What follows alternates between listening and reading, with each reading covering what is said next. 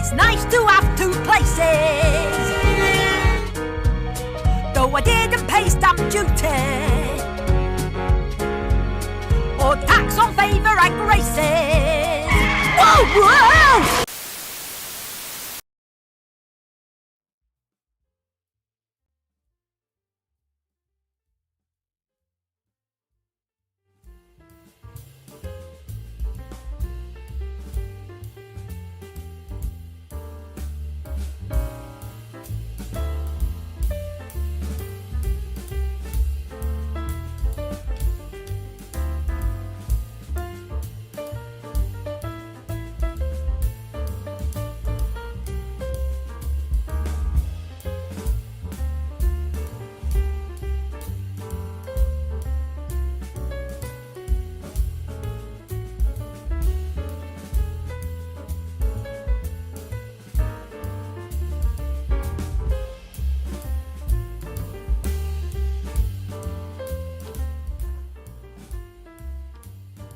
Happy Socialist Sunday, people, and welcome to the Sunday live stream.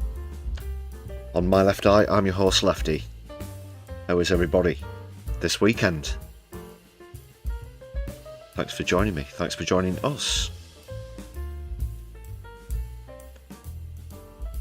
Davini was decisively first in the chat this evening. Good evening to you.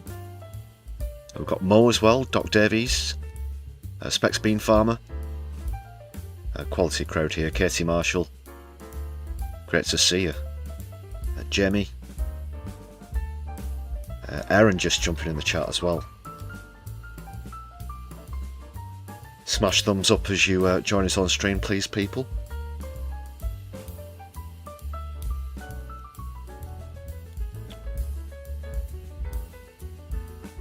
Bit of a musical intro on this week's Sunday live stream.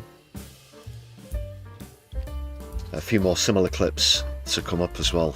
That was, of course, as pointed out in the chat, quite correct there, from the new Spitting Image, which I'm quite fond of at the moment.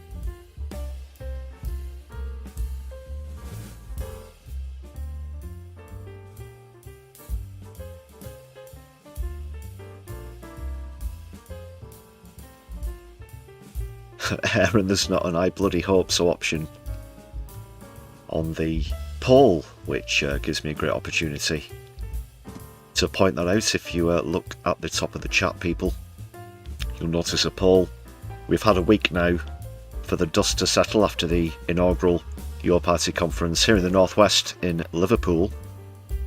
Solidarity to Liverpool from Manchester. But it could have gone better. I think everybody has to concede that. I think even Jeremy Corbyn himself did. I did put out a video this week. It's not a hit piece. I want to be very clear about that. I do have some questions, though. I do have some concerns.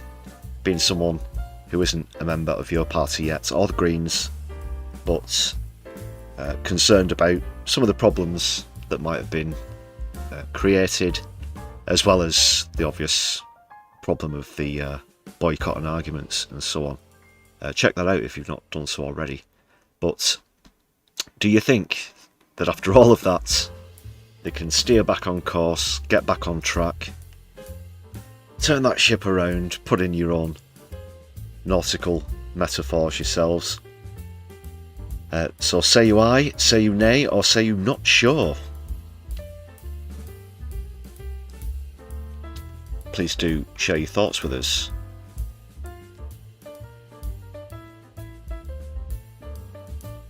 Want to hear from your party members how you feel about things at the moment.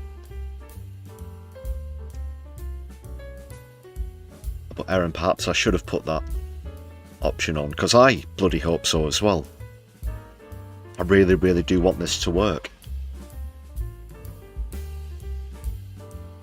Don't really have to be particularly concerned with Zach Polanski getting held back at the moment. He's going great guns, what can you say? Every poll you see has him getting more and more seats.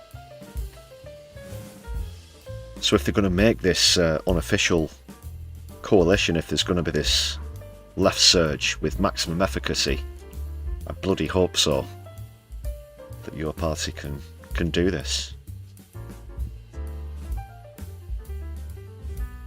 More about that to come through the stream though.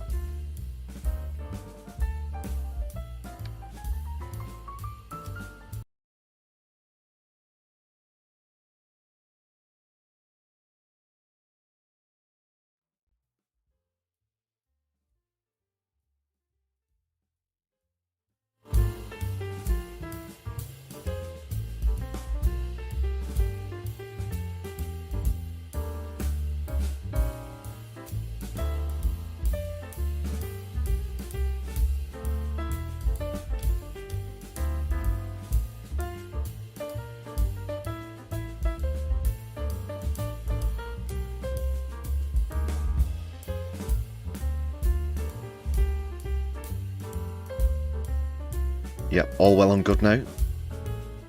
Apologies, those experiencing buffering for a few moments. We're back. We are back, people. We will not be stopped. We will not be moved.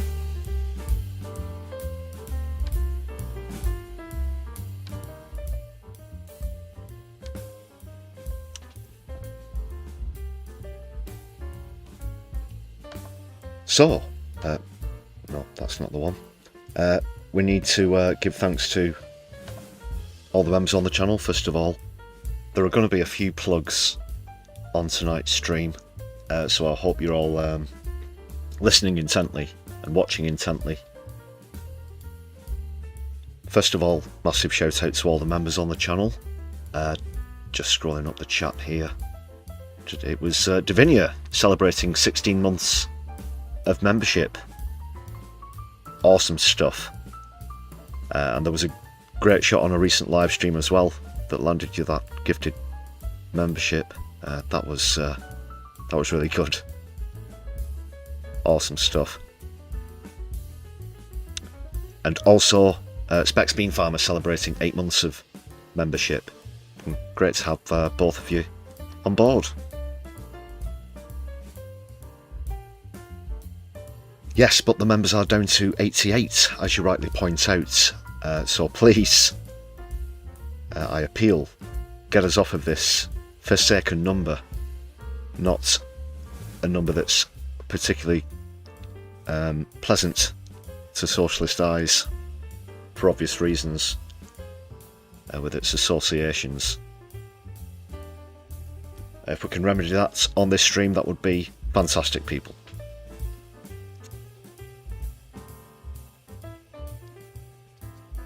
Just keeping the plugs going for a moment or two. Super chats are also open if you're watching live. Super thanks if you're watching back later on. There's a link to our Buy Me a Coffee page in the description of this stream and any other content on the channel. For anybody who can't contribute even via YouTube. Thanks a lot for all your support though, people. There are other links in the description as well. I'll be coming on to some plugs for those in a few moments. But now, yes, on 88 out of 250, so thank you very much everybody who's renewed as well. Solidarity everybody this Socialist Sunday.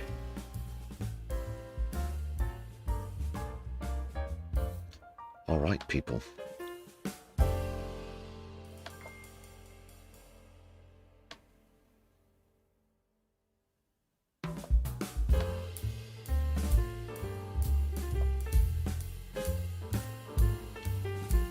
And we are free of the 88, the dreaded 88. Thank you very much, Katie Marshall, for that gifted membership. It's my pleasure to now adjust the total. Thanks again. Let's please big up Katie in the chat, everybody.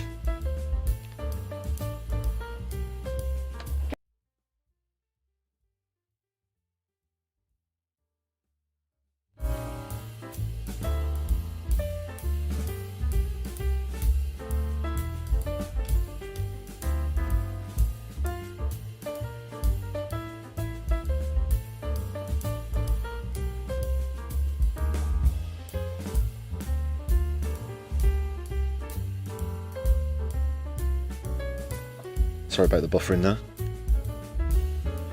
The Forsaken number dealt with. Thank you very much, Katie.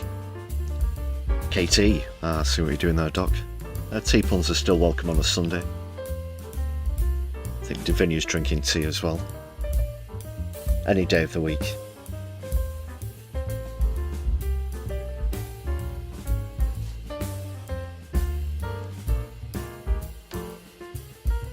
Yeah, I can certainly dig that, people. Can you dig it? Can you dig it? Can you dig it?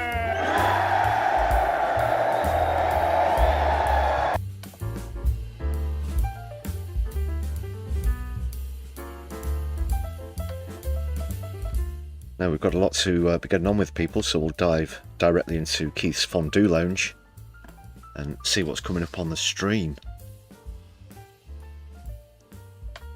Cheers, even if you're drinking continental lager, if you want to put it that way. Katie. To the lounge, people. I don't know if that's going to clash with the fondue. Might curdle a bit. Are you in, Keith? Oh no.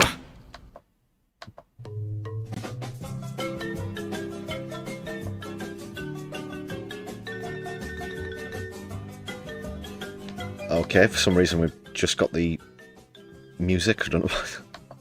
Jesus Christ, it's all happening. It's all happening at once. The music's there. I don't know. Right, we're going to go. I'm going to try going out and coming in again. Try and catch it off guard. Just sitting. Oh, thanks to Harvey and the Supersonics in the background. By the way, the resident Sunday live stream background band. Right, let's try again.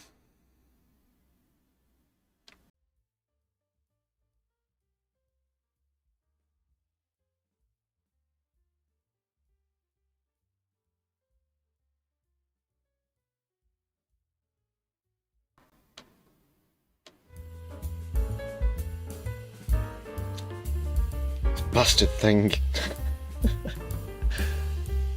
Right, apologies, I've got quite a few clips loaded up, that's probably the reason, but the quicker we get through them, the quicker I can delete them from the broadcast software. Right, let's get into the lounge. Third time lucky, people, here we go.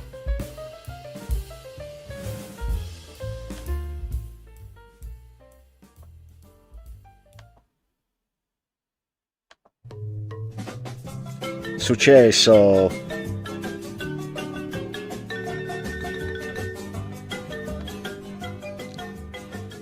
Classic tech issues. I'm very pleased to say though that the massive tech upgrade is coming in just a few weeks. I'm going to have a further announcement about that on coming streams. We'll just put a few whispers in the wind there. Yeah, Jamie, classic leftist tech issues, but soon to be gone. Touch wood, I'm very pleased to say. So what's coming up? A few comedy clips to start off with. Then the launch of a new campaign, a new organisation. Take Power Back, which is kind of an amalgamation of members of Just Stop Oil and Your Party, who regular viewers will know that I'm involved with. Very excited about this new organisation as well. So I'll be sharing a few things. That is they, I'll say we, just to keep it simple. Kind of hit the ground running with a couple of stunts that you might have heard of that have caught the eye. So we'll be starting with those. One at the Ritz, one at the Tower of London. A couple of interviews in there as well. There's also been some sentencing, just whilst we're on the topic, for Just Stop Oil supporters, some of whom I'm very familiar with, friends of mine who I've been involved with in the campaign. for a long time, so going to be talking about that. That one's a little bit close to home as well. Today it's been announced that Angela Rayner will be making a return to the cabinet, apparently. Don't all rejoice at once, people. She's back. You might have noticed during the opening clip of the stream. But yeah, having resigned over the stamp duty issue, apparently Starmer's going to pull her back in again. I'm sure that'll go down well. It's almost like he doesn't want to get elected at this point, but here we are. Zach Polanski and Zara Sultana been on mainstream media programmes this week. Zach Polanski just a few days ago on Question Time, and Zara Sultana today on Laura Kussenberg. We're going to be taking a bit of a look at that, those interviews.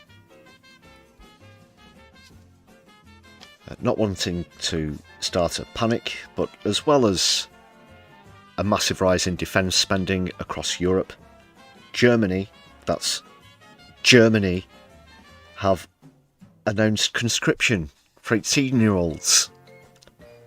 I'm sure those two things in conjunction are nothing to be worried about, and you can trust the good old free market to look after your life. Yeah. Controversy around Eurovision, that is to say, boycotts from a few significant nations, it has to be said, after it was decided that Israel will be allowed to participate. That's Israel in the Middle East, allowed to participate in Eurovision. That's Eurovision. Politics aside, you know, apart from the fact that they are, of course, war criminal genociders. So we'll be taking a look at that as well, and we'll see what else gets thrown into the mix during the next maybe potentially couple of hours.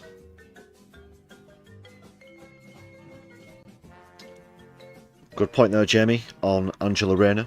We will be coming on to that, as I said. We'll be seeing her again in just a moment, actually. In the comedy clips. That is a representation of her, not the actual one.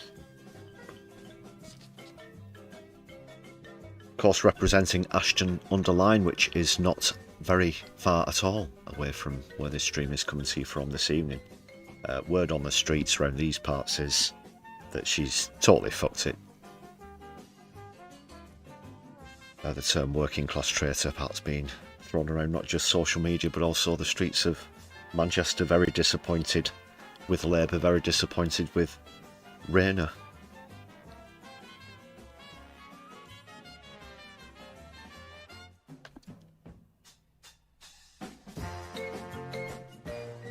So not another great week for Keith and his crew yet again. We'll be back in the lounge later on. But for now we'll crack on with other matters, just making sure that the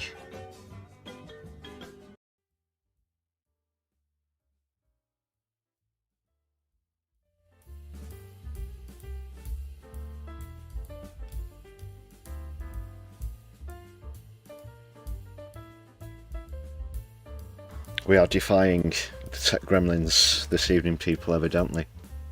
The further we get through, the better we'll be, though. Yeah, of course, it's all rigged to buggery, the whole Eurovision thing. We'll get on to that later on.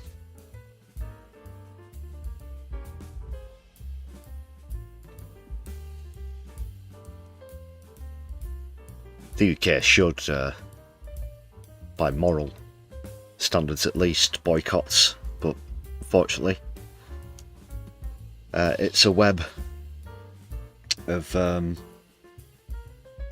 corruption and deceit and shadows and lies and smoke and mirrors. More to come. First of all, a few light-hearted moments. Yes, from the new Spitting Image. Like I said, there's going to be a few plugs. They've still got these legal wranglings going on over some of the characters, which is pretty easy to understand. And they've had a lot of the content removed. So if you go to the page, you can check out the link to the page in the description of the stream. There is a way that you can watch previous episodes. They've set up a website now, but they've been taken down from YouTube.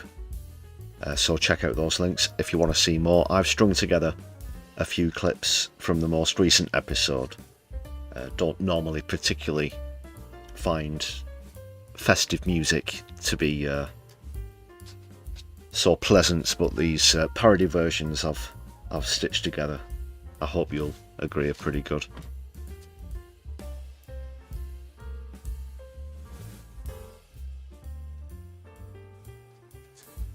Idiosyncrasy, great to see you. No probs if you like, you can catch up with everything. Good to see you. Happy Socialist Sunday.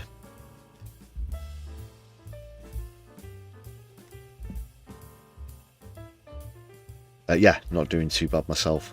And Davinia, I think one of these clips, you might have already seen it already as part of this compilation. A couple of them are maybe a bit on the strong side, but they are very good. So let's get started, people.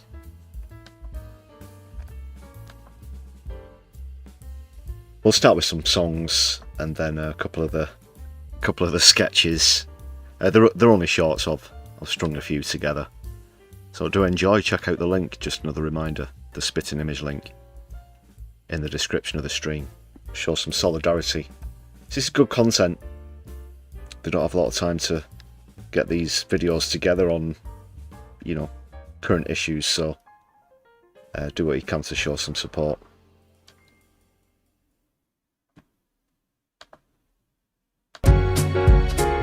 Drive to my second home at Christmas.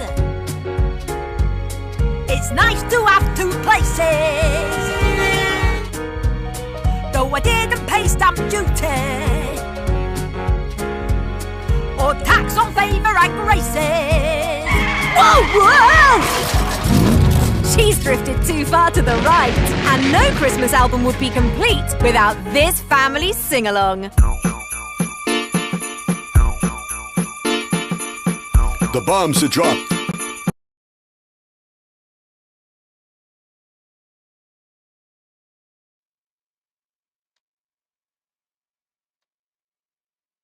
Fucking hell, it's been a bit painfully slow this evening. Well, let's just restart that. Sorry, it froze there. Drive to my second home at Christmas.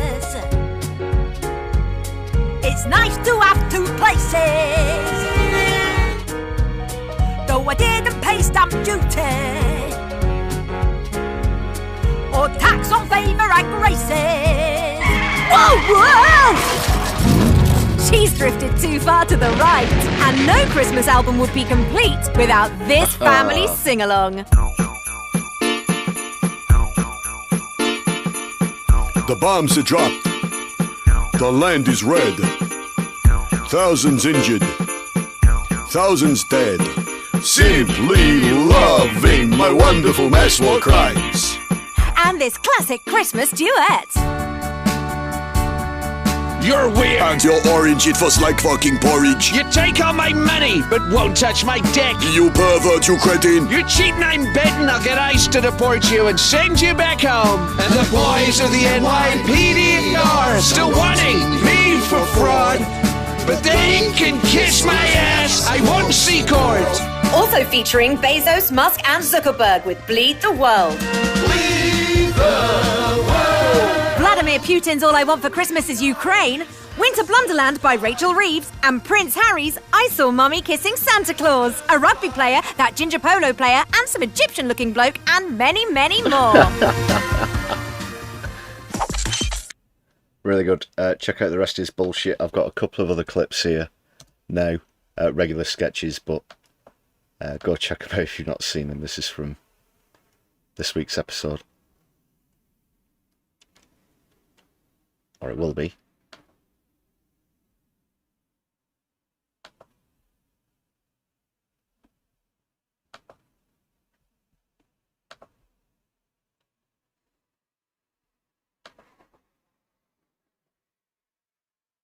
When the Labour Party left for their Christmas vacation, they forgot one small thing.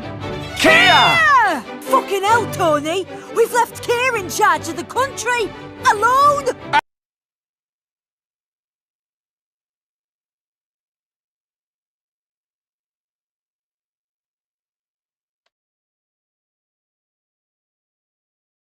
When the Labour Party left for their Christmas vacation, they forgot one small thing. Kia! Fucking hell, Tony! We've left Keir in charge of the country! Alone! Ah! You might as well let me in now, kid. I'll be living here permanently soon. I must defend this place. It's my house. For now. That woke veggie thinks he can keep me out. What's he gonna do? He's hardly a man of fighting age. Typical. Another open border. Get out of here, you nosy little demagogue, or I'm gonna slap you silly. Ow! Oh, it backfired! A political comedy with extra tragedy. Just like an unchecked foreign male, I'm here to take your job. You what the French call les incompetents? This is like being at Lee Anderson's house, but with less weaponry. Ah! Farage and Ball! Don't miss the seasonal self-sabotage from the Labour Party. Drone alone. Keep the change, you filthy animal.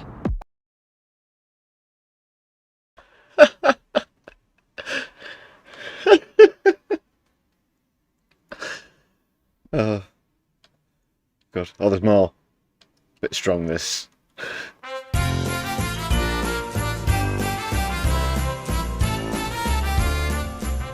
Ho, ho, ho. Oh, Come God. on, peasants, say hello to Father Christmas. My brother certainly couldn't get any farther from me this Christmas. Bastard. Hello, Santa. Shit. Hello, dear. Have you been naughty? Oh, very naughty. I've got a list. You should be on a list. Ho, ho, ho. Now, what do you want for Christmas, young lady? 10 grand or I'll tell security you got a hard on. You selfish, money-grabbing, conniving little brat. Have you ever thought about joining the royal family? 10 grand or I'll tell him Santa made me sit on his North Pole. All right, all right. I have no recollection of this meeting. I'm actually in Pizza Express in Woking again. Anyway, I'm sure I've got some cash in my sack. No idea what that's for. I do. Ah! Remember, Christmas is a time for giving. Ooh, right in the baubles. Season's beatings.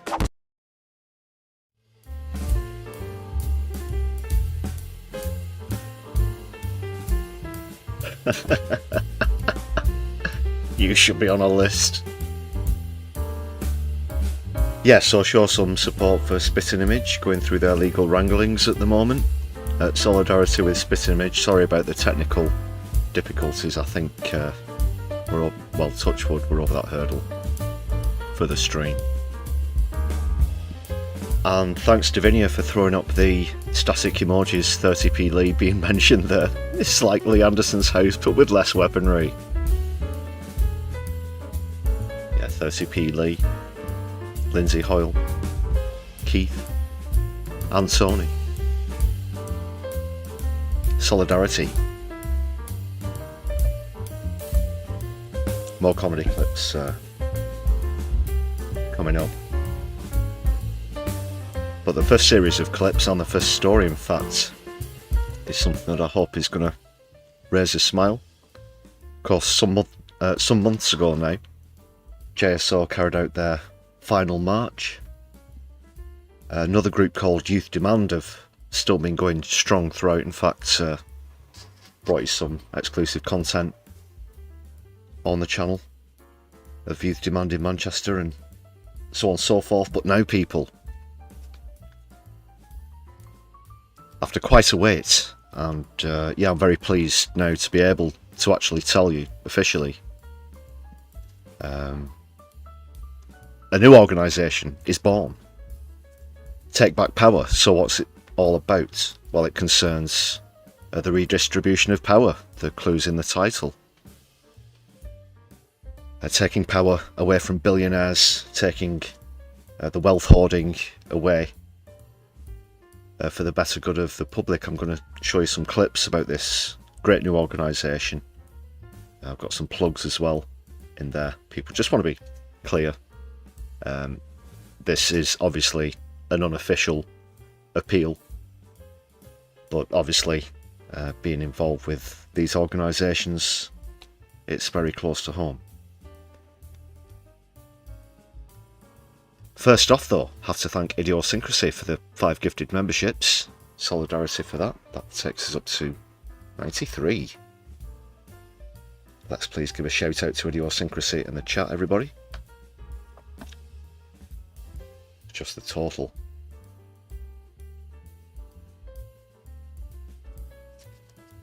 Thanks again. Well, Martin, you'll find out more about this as we go through the segment. But like I said, I do have an appeal as well, which I'll get into. So please do pay attention, people. There is a link in the description of the stream for what I'm about to get into. And this is a non-violent direct action group, as you're about to see. This is how Take Power Back hit the ground running by dumping a literal pile of shit underneath the tree in the Ritz Hotel. Let's see what's happening. Britain.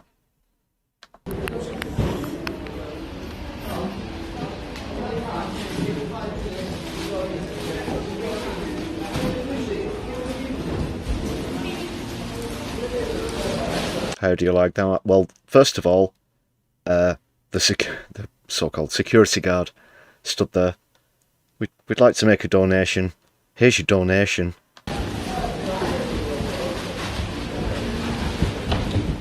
And this is grade A level.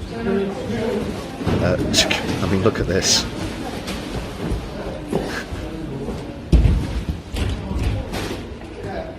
And just like that, 2 massive sacks of cack, literally. Let's see that again. Right next to the security guard, no less. Awesome.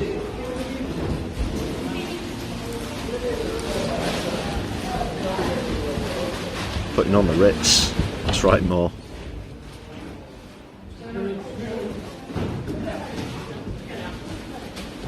So that's some manure there. What do you think about that? Well, what's it all about, people? You're going to hear more about that in this statement, which followed the stunts. Britain is broken because the rich are hoarding billions, whilst ordinary people like you and me are struggling to get by. The 50 richest families in the UK now hold more wealth than the poorest 34 million people in this country. 31% of our children are growing up in poverty in this, the 6th richest nation on earth.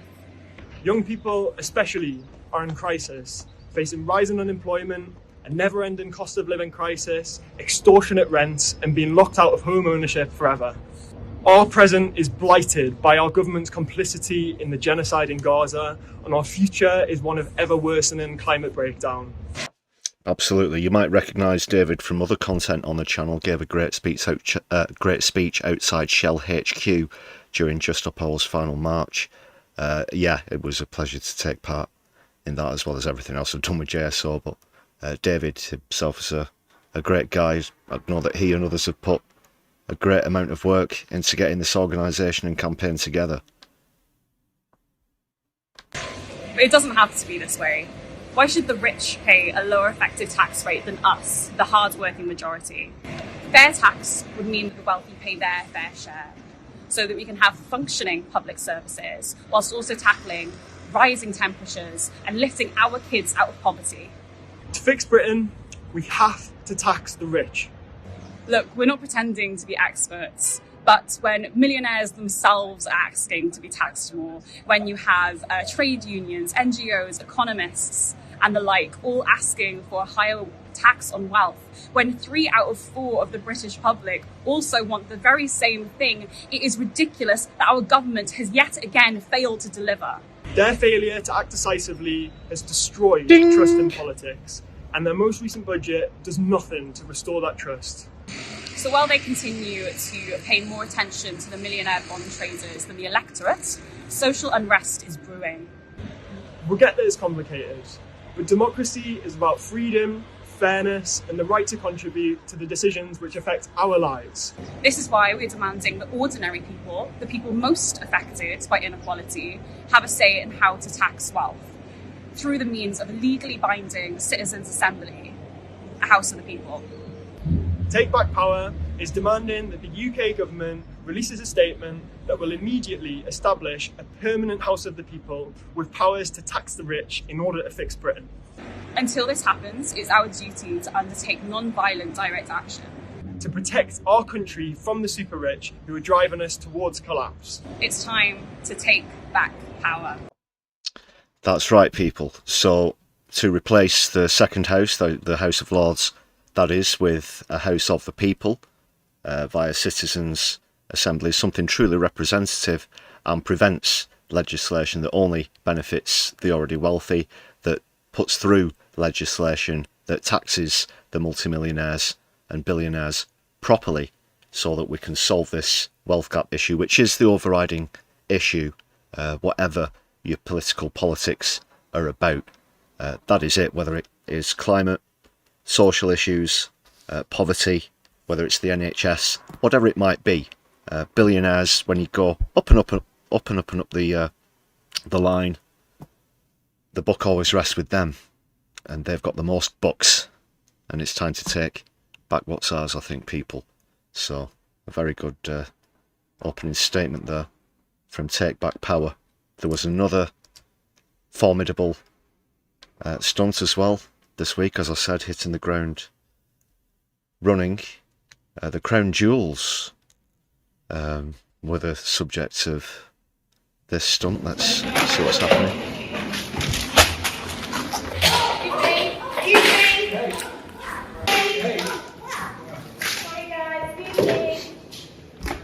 Democracy has crumbled. Join us at takebackpower.net.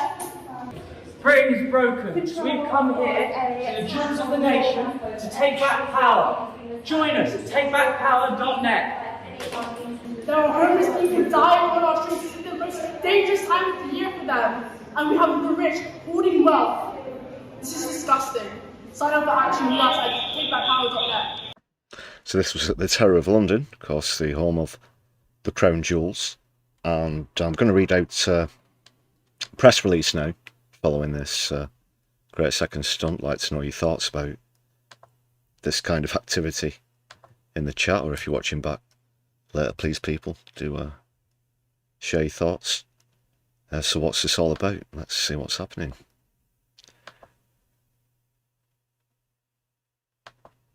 Just go back to the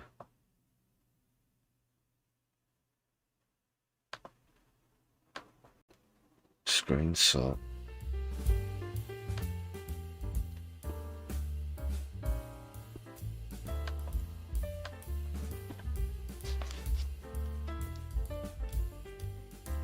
custody, yes, you get the joke.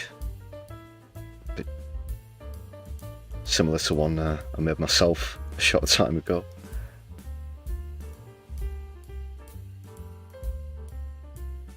But here we go. You saw what happened there. They covered the glass containing the crown jewels in custard and apple crumble. They then held a sign which read, "Democracy has crumbled, tax the rich." That was at 10 to 10. By around 10:30, they'd been taken into custody by the police. But here's where I'd like to make an unofficial appeal, people. There's a link in the chat to the chuff.org page, because this weekend, closing at midnight tonight, all donations will be doubled. So if you're feeling particularly generous, do check out that chuff.org page. There's a link in the description.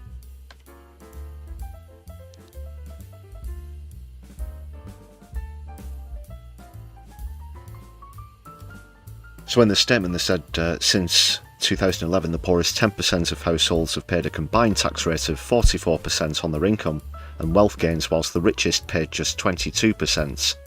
Our political class, be it this government's Reform or Tory, serve the super rich. They do not care about working people. That's why we must demand real democracy with ordinary people at the heart of decision making through a citizen-led assembly that has the power to tax the rich. Britain is broken because the super rich are pocketing billions whilst working people struggle to get by. This wealth inequality is leading us towards civil unrest, and it doesn't have to be this way.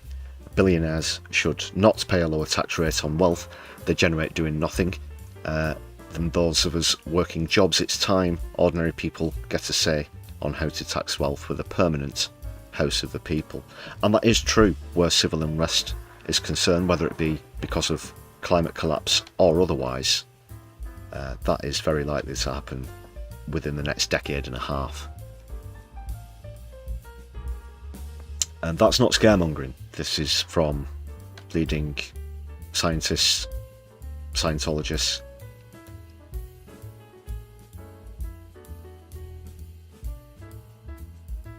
So do go and check out the website, check out the chuff.org page. As I said, no harm done to the jewels, it's just a glass casing there, just as a reminder.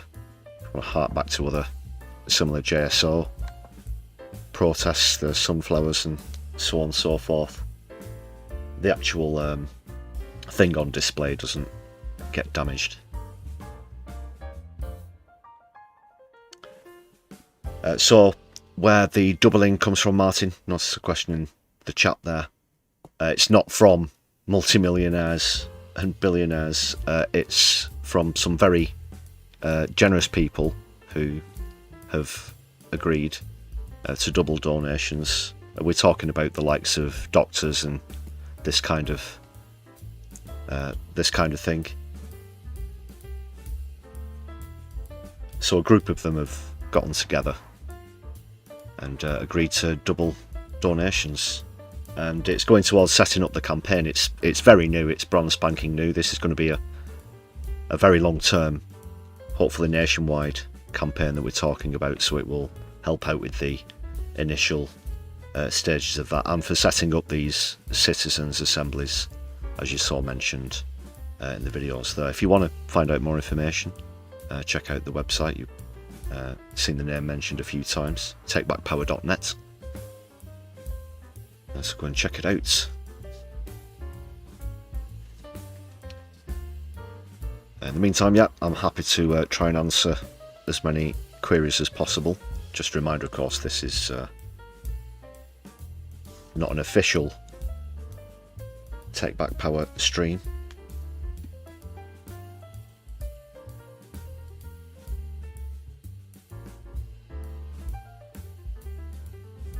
Idiosyncrasy, well, they were arrested. They know what they're getting in for.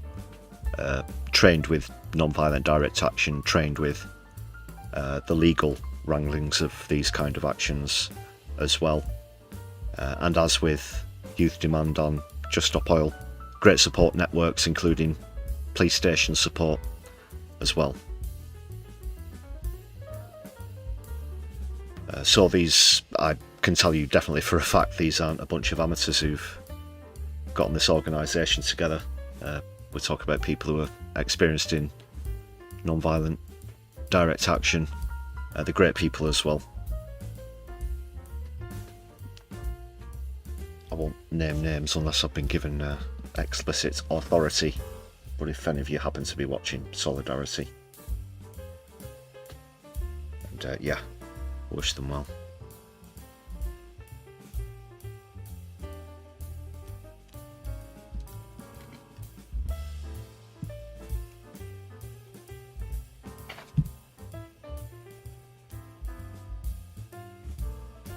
They also made an appearance on GB News, one of the reps, so obviously the mainstream media, right-wing media, were up in arms about all of this.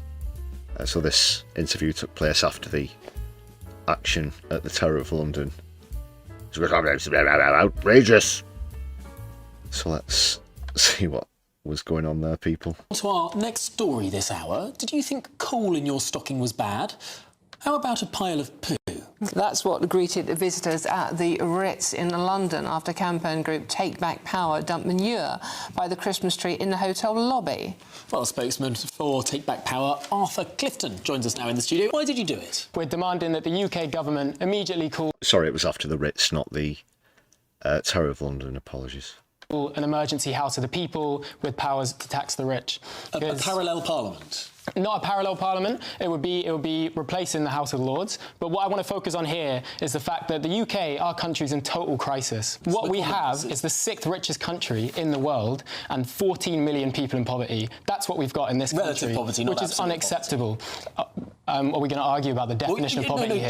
We're a rich country. We have poverty because we have a relative measure of poverty. We will always have poverty because it's a percentage of the total. That's how you calculate it. Here's another stat for you, Tom. We've got a quarter of people under four, babies, right, facing hunger and hardship. Do we think that's okay? Do we think that's relative? So that's all right. Some babies are relatively more hungry than others, so that's fine. Let's not worry about that. We need to tax the rich is the obvious solution to this. 75% of the country agree with me on this. Do you know how much tax the top 1% pay? What I know is that we've got the highest rate of child homelessness in this country ever. We've also got the least popular Prime Minister in this country ever. And I'm starting to think there's a connection. I'm starting to think ordinary people are sick to death of politicians failing them over and over again. There's a clear solution. We've got to tax the rich, and if people agree with me, they can sign up at takebackpower.net. We tax the rich more than we've done in decades. I'm finding it extraordinary why we're disagreeing here. We're talking about babies. No, you just can't tell me any basic statistics. What about the 14 million people in poverty? What about the quarter of people under 4, babies? Okay, so how does this mean? Like, seriously, have a heart here, Tom, Dawn. Come on now. Drop the act? Do you not think this is unacceptable? It's not just unfair. It's unacceptable, especially when we know exactly what to do about it. We need to tax the super rich. How does tipping manure under a Christmas tree in a hotel in London change any of that? Well, first of all, it's quite funny. Second of all, it gets me on here talking to you, and it's clear that when the super rich own democracy, as they do, they get a vote with every time they donate. When this stuff is happening, it's up to ordinary people to take a stand. Yeah, that's what's required to get attention at this point from the mainstream media. Well done, Arthur. I think a good appearance there on GBB's.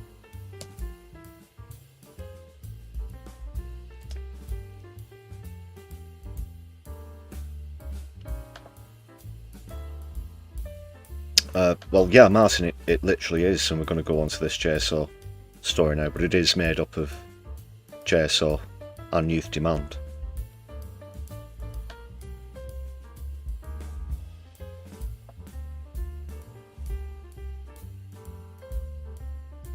You like a bit of that more? Yeah, I thought that was great.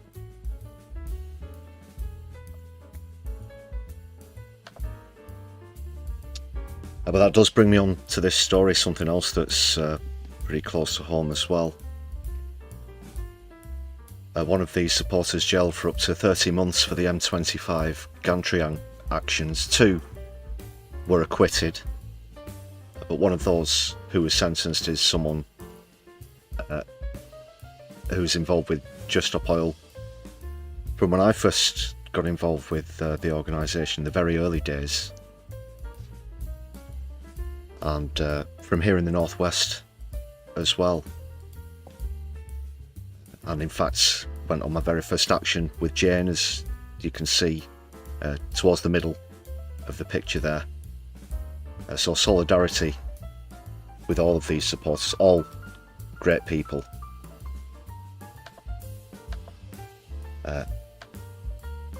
They knew what they were getting in for, obviously. This took place about 3 years ago now, and they've only just been sentenced. So Cosmo, Cattell, Adele Hyde, Jane, who I've just mentioned, Andrew, Clara and Michael took action on the gantries. That was the 8th of November back in 22.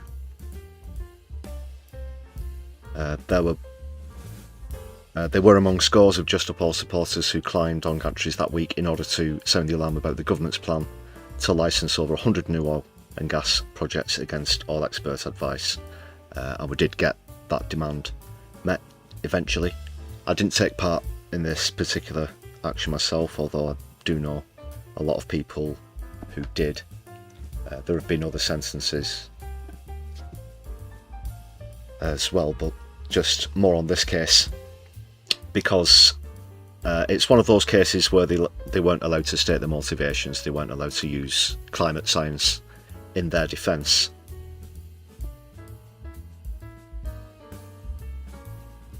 And I'd like to know your thoughts about that, because personally I think that's an affront to justice. Even, you know, serial killers get to state their motivations, however, should we say, sane or insane you might perceive them to be, however nonsensical they might be in a justification. That's taken away, and it's only climate protesters who aren't allowed to state their motivations. This is appalling. So they were found guilty of intentionally or recklessly causing a public nuisance in an 8-day trial before Judge Perrins, during which they were denied all legal defences. Additionally, in a break with every previous JSO trial for gantry actions, the prosecution refused to accept any agreed facts on the climate crisis to be included in evidence. So the sentence is between 20 and 30 months.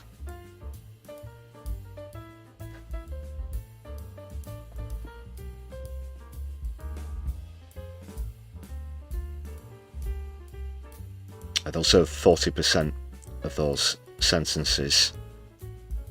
Jane and Adelheid will receive no costs. However, Andrew and Michael received £2,480, £4,380 respectively in costs. 3 of them have already spent time on remand. That includes Jane Adelheid, 42 days and 5 days respectively. It was Jane that spent Bronzefield. And Michael was under curfew for 187 days.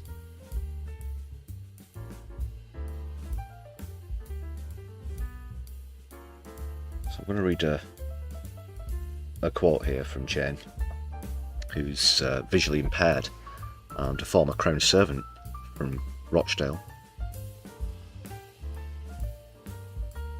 She says, "We are in an unprecedented situation, yet the law says our protest was not justified, not necessary, not reasonable or proportionate. Disruption from flooding, extreme heat, extreme weather and wildfires is not a public nuisance. I am." Yeah. She's got a great way with words. Jane, very dedicated to the cause as well. She says, "The law will not save us. I've always tried to live and act according to my conscience. I call on everyone in this courtroom and in this country to do the same. Politicians will not make the change we need, but we can." Highlighting people power in that part of the statement. Finally, in the sentencing remarks, oh sorry, that's not part of the quote. She also said, "I'm at peace with all the decisions I've made and the actions I've taken in support of love, life and humanity and a livable future. In the worst crisis humanity has ever faced, the government chose to legislate to silence dissent rather than implementing policies to avert disaster. People of conscience are imprisoned while others remain free to continue destroying our life support systems." Finally, Andrew, who's 63, he's a Quaker and an engineer, father of 4 from Cambridge, said, "Our government's continued commitment to no new oil that we in the country asked for, that is all that matters. In 2024 we successfully won the original demand for no new oil and gas, as I mentioned earlier." However, there are rumours that the moratorium, there could be a push to get the moratorium lifted on those. Suffice to say, I don't think society would stand for that.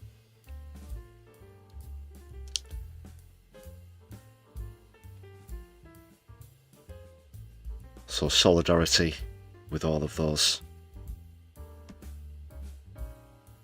who took part And I saw Jane. Jane was there for the. Well, I won't go into that. I saw Jane recently anyway.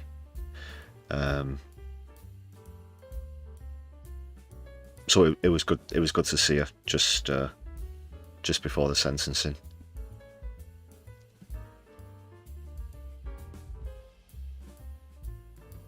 All right, people. I'm not going to get distracted and bogged down. Like I said, this is pretty close to home.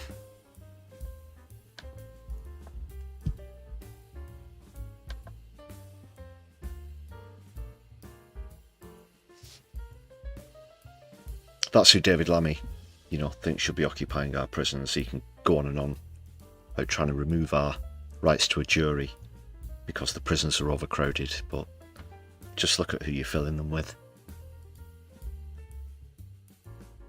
What say you people?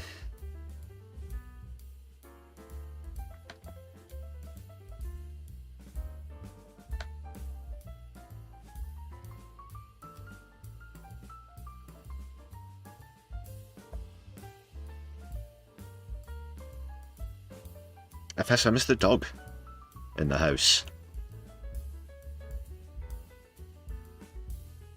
Great to see you. 3 branches. What is it you're facilitating there, FSM, is the dog in your 3 branches? Let us know. Can you dig it?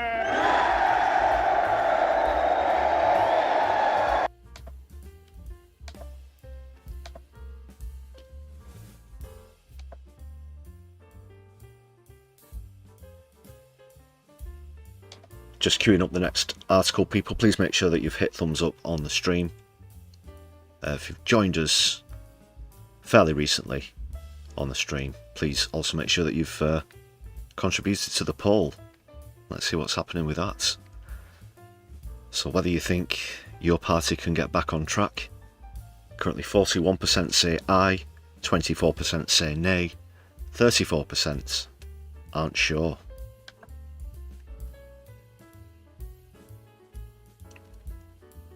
Pretty close then.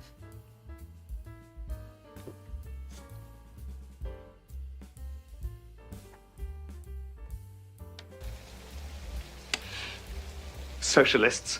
Oh my God.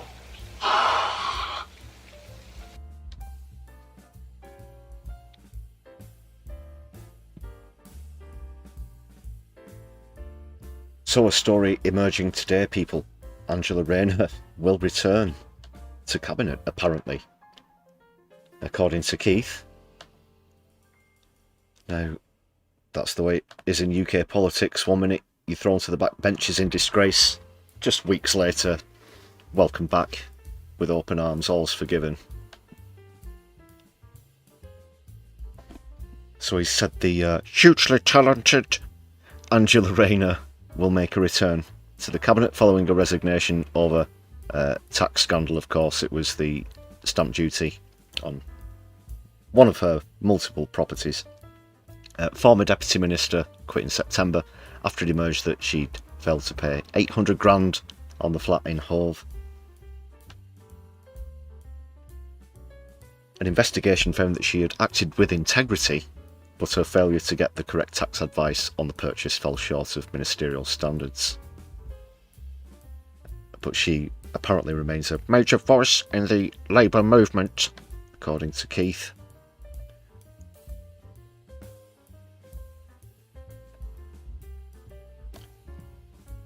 Rayner, of course, again, of Ashton-under-Lyne, not far from where this stream's coming to you from, left school at 16.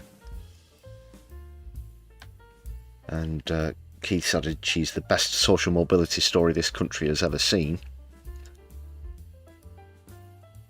Asked whether he missed her, he said, "Yes, of course I do. I was really sad that we lost her." Okay. So yeah, just ignore things like dodging 800 grand in tax, something that I'm sure that he would have, had it been a Tory, demanded the resignation of. But since she resigned, she's kept out of the political limelight, apart from her statements after her resignation. She spoke only once in the House of Commons. She was also an architect of the government's Employment Rights Bill, and she'd been expected to put forward an amendment to the legislation next week after ministers watered down its new provisions against unfair dismissal. Yeah, if you've heard about that, rights to unfair dismissal, and a third time dismissal. What have you put in this? Just wet my whistle, which rhymes with dismissal.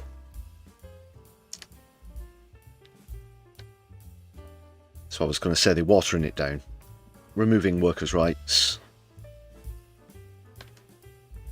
Vote Labour, get Tory.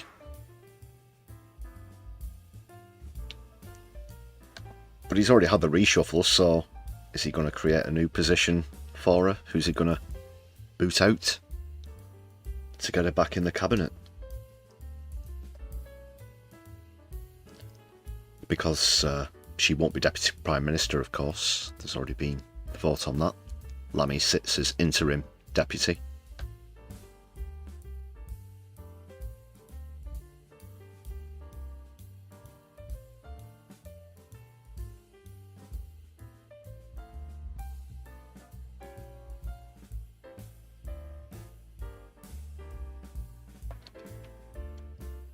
Alright, that's all I'll say about that for now, people. What's happening in the chat? Let's take a look. Oh, so it was your party meetings, was it? FSM.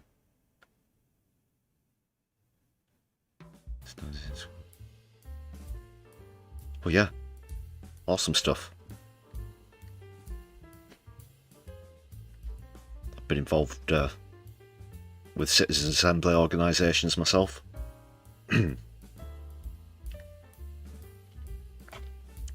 Namely Humanity Projects.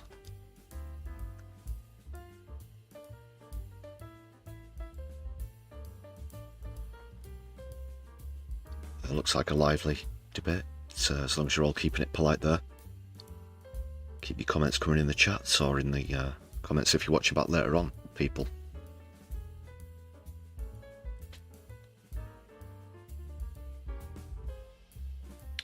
We'll get on to such matters now, actually. Speaking of your party, we'll see a few clips from Zara Sultana's appearance on Laura Kussenberg earlier today. Quick plug, another plug for other socialist channels, namely Kevin Logan and No Justice, respectively. Do check them out if you want to see a excellent further in-depth analysis of the full Laura Kussenberg show, which I think they like to traditionally do of a Sunday. But we'll just take a look at a few snippets from Zara Sultana's appearance. So that's Kevin Logan and No Justice. The latter of whom also recently joined up with Zach Polanski's Bold Politics channel, no less. And Kevin Logan's been involved in some other great collaborations as well with Turn Left, amongst others. So awesome content. Check it out. Add it to your bookmarks. Right.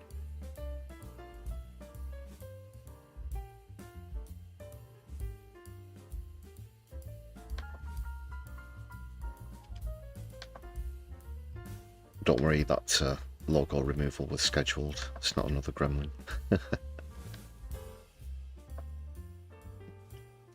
First of all, the subject of nationalisation came up. I do have a question I'd like to pose. I'm just considering whether to pose it now or after we've watched the few clips that I've got. I guess I'll pose it now, because it's something that I've mentioned before in the most recent video on the channel, and I think maybe at least the last one or two streams since conference. But concerning policy, concerning where the party is going to be going, now that there's a collective membership it's been voted on, it won very narrowly, of course, 51.6%. But now that that's happened, we can't really take anything that Zara Sultana announces in interviews as granted. Because neither Zara Sultana or Jeremy Corbyn will be the ones presenting policies to be put forward, will be solely instrumental in creating policy, whether that be on nationalisation or others. Now, of course, there are certain policies that you'd almost take as a given to appear within a Socialist Party, nationalisation being one of them. Others that are going to come up in these clips of the interview as well, you'd also imagine Socialists would vote for. But logistically speaking, it's not directly for Sultana to say. And it remains to be seen how significant they will exist as figureheads for the party, Zara Sultana and Jeremy Corbyn. But it's been just a week since the conference, which is why I want your early thoughts in the poll. Please keep them coming in. And a reminder, at the moment, I'm neither a Your Party member nor a Green Party member. I've got my left eye on both of them. I would like to see success for both and a very strong and effective coalition. But I do have to say, out of the two at the moment, you can clearly see that Your Party has hurdles to get over. But that's not to say that they can't accelerate once they do and catch up. I'm as yet undecided if I will join either, if any, of the two. Okay, got that out of the way. Yet again, need I remind you?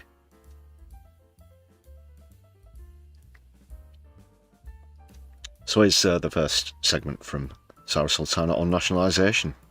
The status quo in this country is broken. We are the second most unequal country in the OECD, second to the US. We have rampant inequality, so things have to fundamentally change. And when I talk about nationalising our economy, I'm talking about the commanding heights of our economy. I'm talking about the utilities, energy, rail, buses, telecoms, mail, which are wildly popular with the public. But we also have to look at other forms of democratic ownership in our economy. That means workers' cooperatives, that means community land trust, that means public banking, that means a national welfare, a wealth fund that workers and our communities control. So do you mean that a corner shop or a hairdresser is going to be run by a workers' committee? I'm just trying to understand what this would actually mean. If you look at polling, the British public actually support a system where workers make the decisions in their workplaces rather than a CEO. So when you've got a coffee shop and you've got a small workplace, a democratic form of ownership of that. Naturally, Laura Kussenberg can't help herself but come and leap to the defence of big business or of Tory policy in general, of course, being very quick.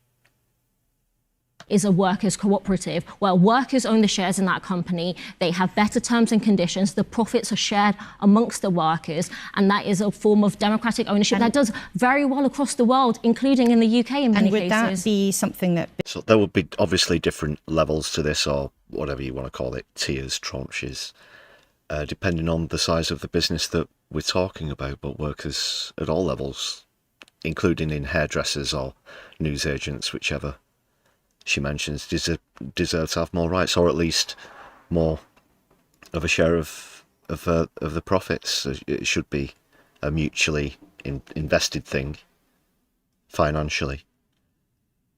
And again, Laura Kussenberg playing dumb. That should be somebody that, something that somebody on her salary should be able to surmise. But she hopes that the viewers will latch onto that dumb gotcha question that is easily solved, has an easy solution that she's happy to ignore. Businesses had to become, would that be mandatory? Well, these are conversations that we should have about what forms of ownership we should have in our economy. Because I don't know anything about anything, so how will all this work? I'm lumty-tumty-tum, Laura Kussenberg. Oh, this sounds like a silly. It won't work. What's going to happen? Every week. And right now, we don't have very many democratic forms of ownership. When we look across Latin America, you've got workers' cooperatives, you've got community land trusts, you've got all of these different forms. We need to have conversations about how we can democratize our economy, but also mandatory might be an option. It has to be something that we have a conversation about. Obviously, the party does not have policies yet, but it's important that we articulate a different vision of society and an economy. Yeah, the top-down, trickle-down economy isn't working. Clearly not. Tory Cussenberg doesn't want to entertain that idea, though. Let's see what it's saying about that in the chat. Yeah, FSM. Laura, you could tell that she hated all of that. With her petty complaints. Always there to defend the ruling class. Oh yeah, impartial BBC political reporting.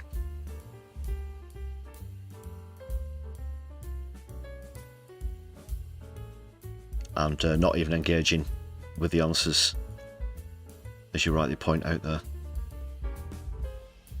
More to come though, this time on the issue of Ukraine, so see what Zara Sultana had to say about that. What did you mean when you said President Zelensky isn't a friend of the working class? When we look at legislation that has passed through Ukraine that introduces zero-hour contracts, that stops trade unions from having vetoes, that really slashes workers' terms and conditions.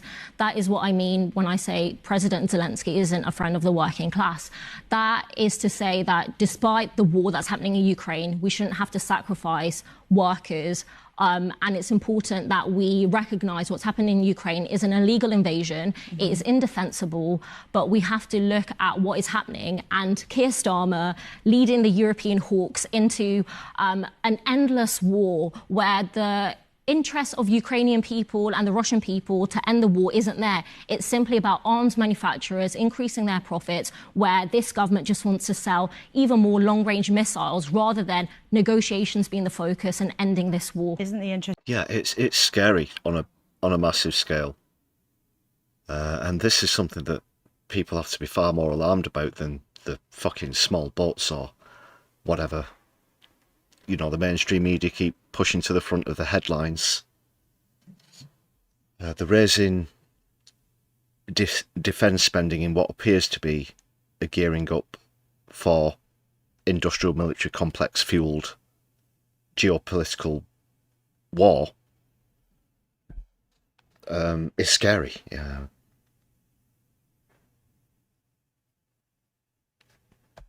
Whatever might be the final main catalyst for it, they're certainly gearing up for something. To the with our taxes. Ukrainian people and Western leaders who are leading allies of the Ukrainian government trying to stop Russian bombs and missiles from falling on their head. The emphasis has not been on negotiations. The emphasis has not been on diplomacy. When Keir Starmer has led meetings, it has been about selling more weapons and elongating this war. As a country, as a democracy, we need to be pushing diplomacy and negotiations, because every war has a beginning, but every war must end too, and that is only through diplomacy and negotiation. And when we complain that so much industry has gone from the United Kingdom, that we don't manufacture or produce anything like on the scale that we used to, this isn't the sort of thing that we had in mind. We don't just mean specifically weaponry and public money being piled into, whether it's BAE or whomever. This isn't what we were talking about.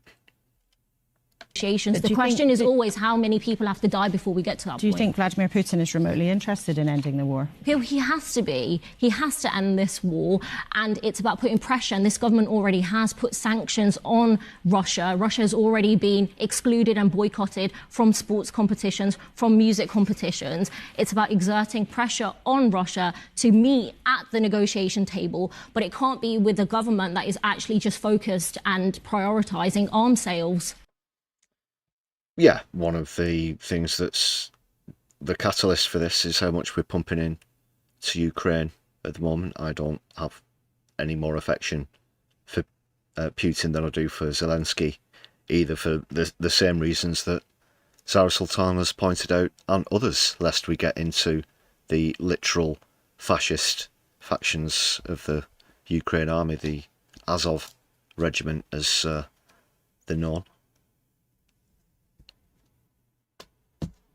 And the 100 billion that we've pledged to Ukraine, yes, 100 billion pounds, albeit over a long, we're talking about long scale, the long term, that is. But that's not where our public finances should be best spent, and it certainly doesn't get us any closer towards peace. It's heightening the sense of war all across Europe. It appears that we have learned absolutely dick all from the past, and what the inevitable outcome of these sort of situations is, whether you think that we're heading towards another Cold War, or perhaps we're talking about total war. Let me know your thoughts in the chat. Moving on to the monarchy now, because Zara's previously mentioned a desire to abolish the monarchy. So this came up again with Kussenberg, who I'm sure will be totally impartial. And you've got a royal family with a sovereign grant that will increase to £132 million next year, and you've got Prince Andrew, who's had £12 million of taxpayers' money to... It's Andrew Mountbatten Windsor now, actually, formerly known as Prince. ...defend his legal costs, a close friend of Jeffrey Epstein. We need to have a... Look at it. Oh no, she's talking about Epstein. ...referendum on the monarchy and talk about democratising society as well. And would you campaign... And stop, please stop. ...to abolish the monarchy? Absolutely, I'm a Republican. And you've got... So I don't have Kussenberg's reaction to that, but that was just a brief bit about why she thinks we should leave the monarchy. I do, of course, wholeheartedly agree. I hope that this is one of those policies I mentioned that the now collective membership within your party will put on the table for members to vote on. TV licence is another one that might come up on. Certainly people take issue with that, especially where political reporting and reporting on Gaza is concerned.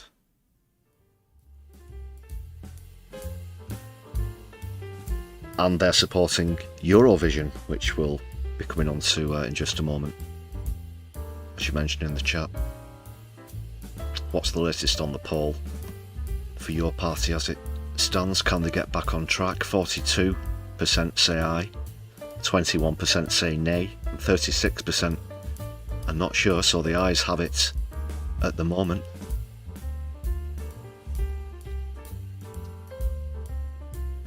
You're feeling optimistic, it seems, people.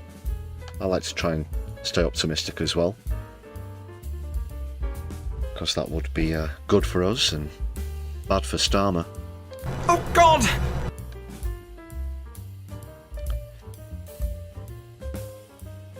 Now I should highlight as well, it's been pointed out to me, highlighted, that the collective membership may only be a temporary affair that may eventually lead to a single leader.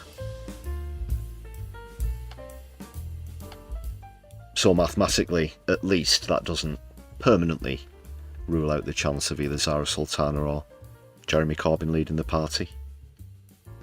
That remains to be seen within the internal democracy of YP.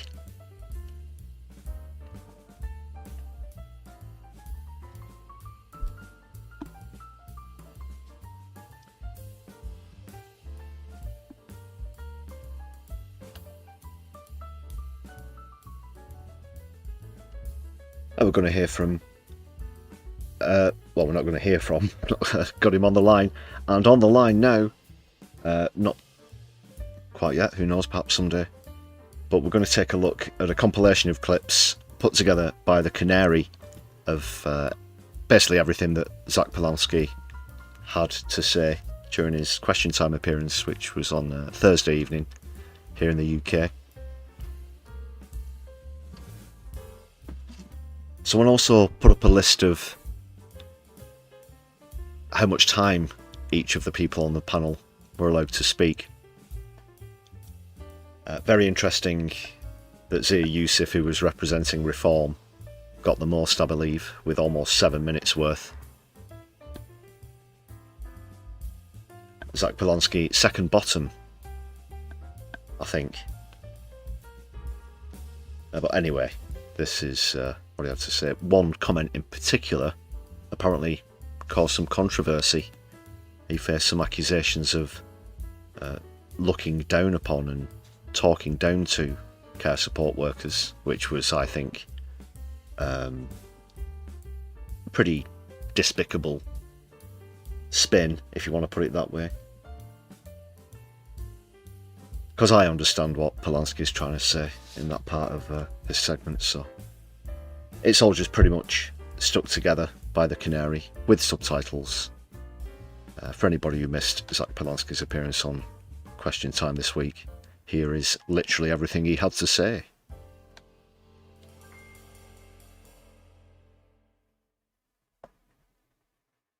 Zach Polanski is a leader of the Green Party. He wants to see a world without borders and, until that happens, have what he calls a fair system of immigration where people can move if they wish to do so. It's important to remember we're talking about people, and this is personal to me, and I know it'll be personal to many people watching this program. My great-grandparents lived in Latvia. They're Jewish, and we fled because of pogroms. We ended up in Ukraine. We fled again, more pogroms. Then in Nazi-occupied Poland, then fled again. And this is what people have done throughout history.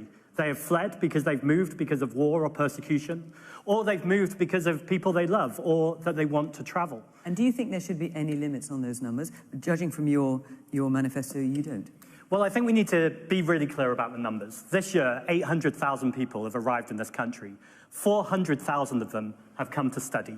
300,000 of them have come to work and are a net contribution to our tax system. Yes, but that's answering a different question. Well, the question I'm asking you, Zach, is do you believe, because judging from what the Greens say, though quite often you shy away from it, saying it in public, but what is written down is... The argument debate is whether he says literally open borders or not.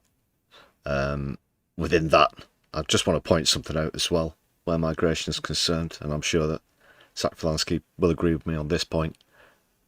The current levels that we're seeing are going to be a mere drop in the ocean compared to those caused by the climate crisis when we get towards the literal millions, hundreds of millions, and then billions of climate refugees throughout the globe. You believe in a world without borders, therefore anyone who wants to come should be able to come. Is that correct? So what's important to know is that when we talk about those numbers, we're talking about a policy for a sustainable society. You haven't actually answered this. I'm answering you right now. This is about what it looks like in the future. Yes, in an ideal world, that is the policy I would want. I recognise, though, we are not in an ideal world. We're in a world where the world is in turmoil. We know that we have huge issues in our country. But the issues with the National Health Service, the issues with the lack of council homes, the issues with the society feeling broken are not the issues of migrants or someone who is clinging to a small boat. They are the issues of 14 years of Conservative austerity, continued by a Labour government who say this is an island of strangers, but actually, you're a government of cowards because you won't tell people the truth about migration. And the truth about migration, it is a positive thing for this country. Yeah. We need migration. We need fair and managed migration. And that's what will change this conversation. Woman there. My deputy leader's been completely consistent with what I've been saying and the Green Party's been saying. How is that consistent? Hotels and army barracks are not an acceptable place to store asylum seekers like there's some sort of Amazon returns. But we have... No, we're talking about places that have been abandoned because they've been deemed unfit for human habitation. Abandoned army barracks and these other places. That's totally dehumanising. So where would you put them? So we have 1 million. They give away social housing. Let's hear this man shouting. Hang on. Yes, what are you saying? Mr. Polanski, why is it not acceptable? Yeah. We put our army and our servicemen in there. Why can't they be in there? Because it's a difference between someone living there for days or months or years. Now, we have 1 million empty homes. I'm a military Mike, veteran. let me finish rather than you chipping in. We have 1 million empty homes in this country. If it's good enough, we have 1 million households on the waiting list. We need to build council housing. We shouldn't have a race to the bottom on migration. We should have a race to the top on public services. And when you get very wealthy parties who are looking to defend their mates, multimillionaires and billionaires, in fact, Reform took it... Yeah, apparently, you know, they think that military barracks are the sort of places where children, families should be milling around, somewhere that they can call home. Ridiculous. Donation today for £9 million from a crypto bro. We are being distracted by talking about immigration. So when Rachel was being very clear, she was saying migrants and refugees are welcome here, but let's not store them in army barracks. Let's make sure we have appropriate accommodation where people can be working, paying into the tax system, and we can be proud of a country that is humane and compassionate rather than running to be toxic and divisive. And where are you going to create all these houses from, and over what period of time? Yeah, that thing. Because I went through the thing, you should do it as well. Whether it's the conscription as well, just going back to conscription, which we'll be coming on to that story in a moment. All these arguments, it's like, oh, we suffered, why shouldn't today's young people? They don't know, they're born. That argument. That is anti-progressive, you know. It certainly isn't contributing to the argument either. Well, we live in one of the most nature-depleted countries in the world, so we do have to protect nature, but there is also plenty of brownfield sites. Now, you'll sometimes get politicians saying this country is full, but actually only 5% of it is built on. We need to build these houses anyway, so let's stop pitting communities that were born here against people who are fleeing war and persecution, or even migrant workers, and let's actually say, when we build these houses for local communities rather than property developers who can land bank and sit on assets, but actually build homes that people can live in. This is how we integrate communities. This is how we change the conversation. Let's change the conversation on migration, and let's start right now. I've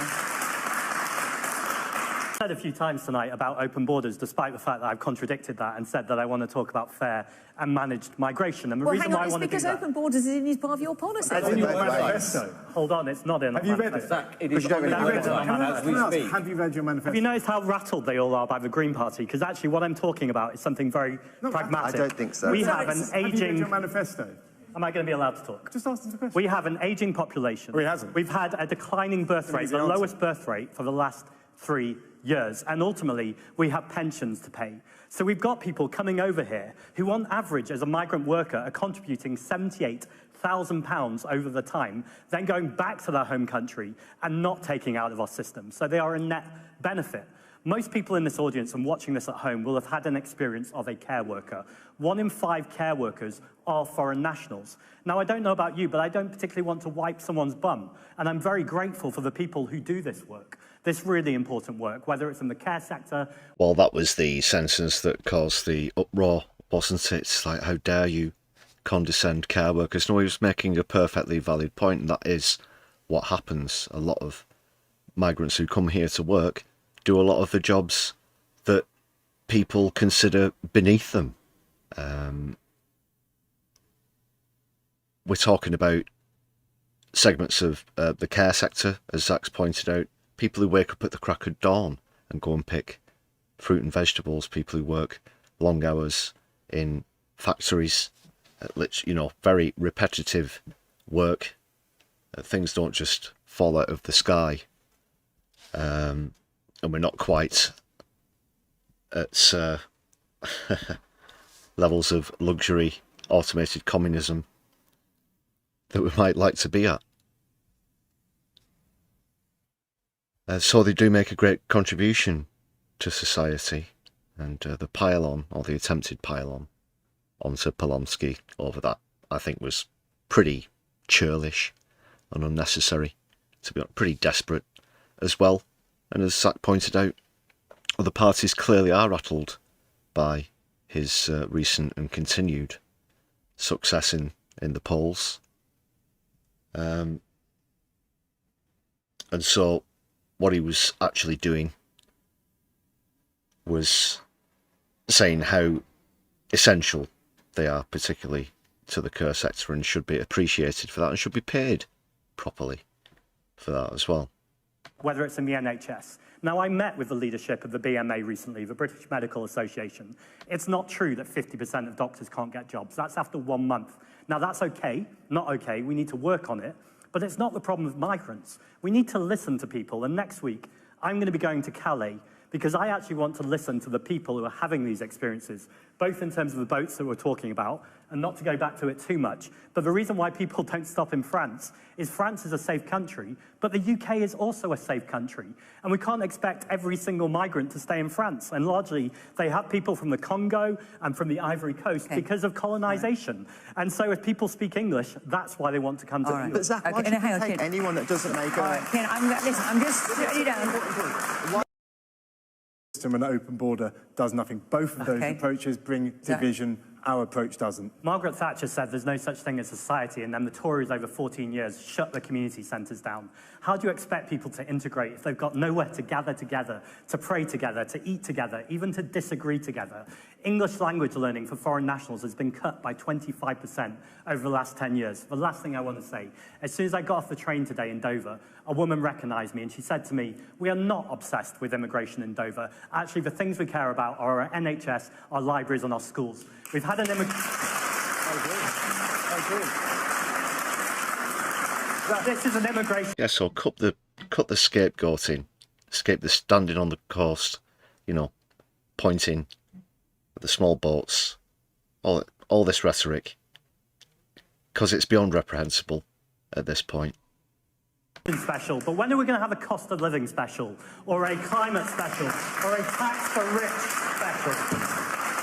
Well, all I would say is, on question time, I think it's probably true that we talk about cost of living every week. Yeah. So I'm not sure we need a special programme for it. Oh, just leap to the defences there again. Fiona, what did you make of that?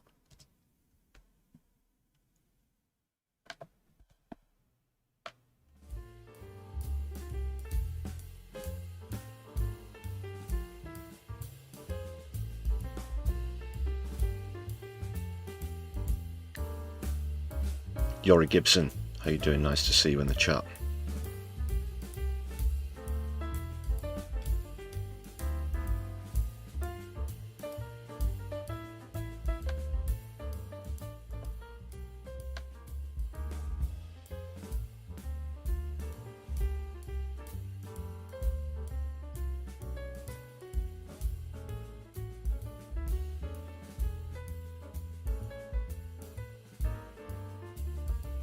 And JK, good point there, yeah. Every government since Thatcher has embraced neoliberalism, but that doesn't work. We need a radical change.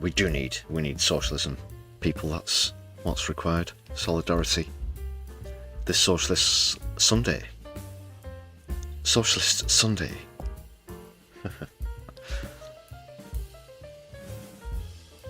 Is the producer still a Reform sympathiser? Probably. Probably. Won't surprise you.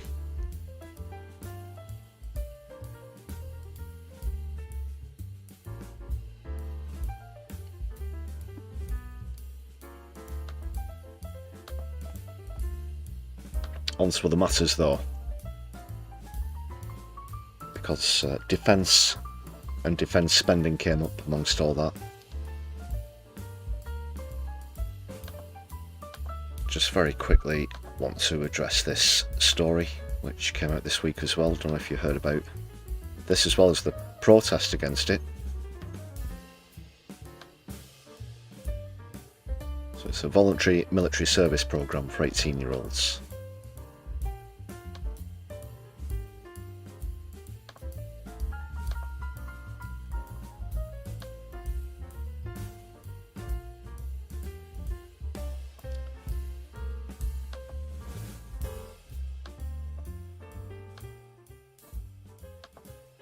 The Bundestag has voted to introduce voluntary military service in a move aimed at boosting national defences after Russia's full-scale invasion of Ukraine. It marks a significant shift in Germany's approach to its military and follows Chancellor Friedrich Merz's push to create Europe's strongest conventional army.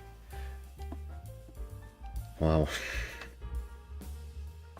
Go and wake up your great-granddad.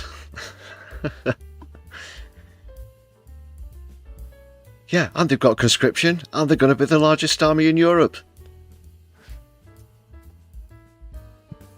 The change means that all 18-year-olds in Germany will be sent a questionnaire from January next year asking if they're interested and willing to join the armed forces. The form will be mandatory for men and voluntary for women.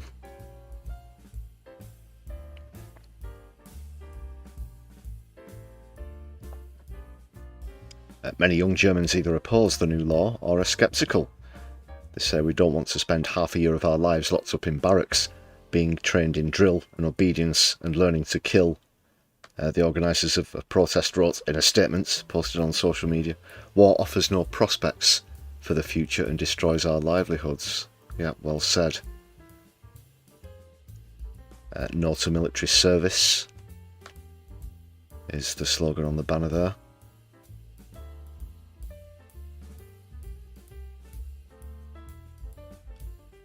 They say it will be voluntary for as long as possible.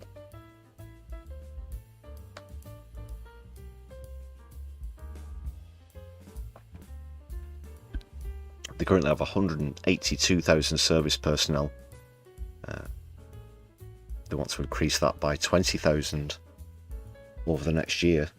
The long-term aim is to raise the number by the early 2030s to 260,000, I should say.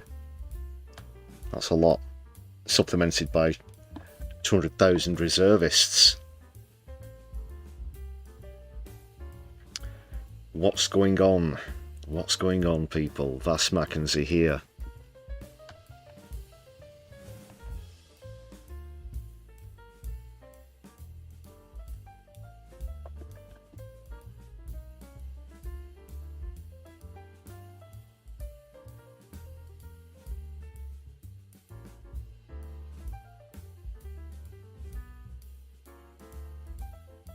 So the volunteers are going to get at least €800 a month.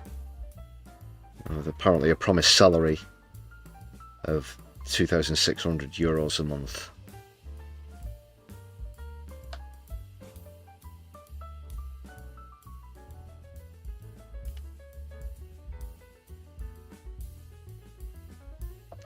Not particularly pleasant reading, has to be said.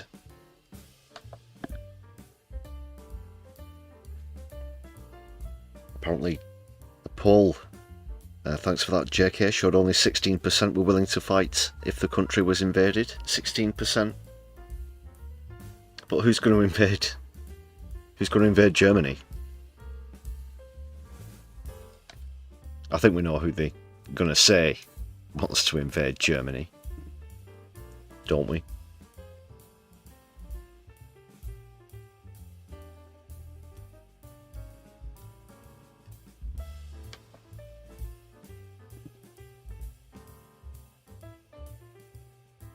Yeah, 16%. That says it all, really.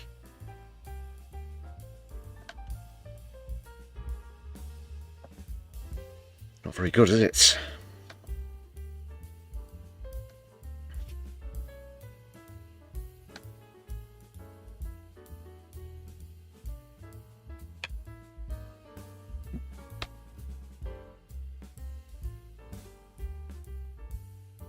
Also, just very quickly, speaking of Europe, yeah, the Eurovision boycott.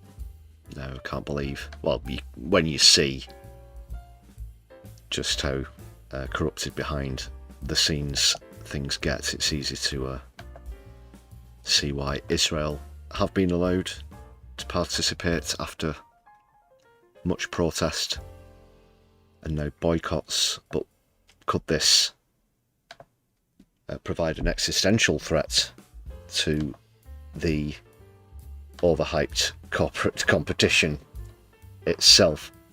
Have to say, don't really normally pay very much attention to the goings on at Eurovision. And even surely just in geographical terms, the fact that Israel are allowed to participate should be controversial enough. Are Australia also allowed to participate? Is that right? Or did they make a bid? I can't remember. Like I said, I don't really follow this. But it looks like the biggest crisis in history, according to this article. The boycott includes Ireland, which has won 7 times, of course, tally matched only by Sweden, and 5-time winner the Netherlands. Spain, which is one of the biggest financial backers, and Slovenia are also out. The row exposes a deep rift within the Eurovision family, and it's a situation that's been looming for years amid festering tension over Israel's conduct during the war in Gaza. Ugh.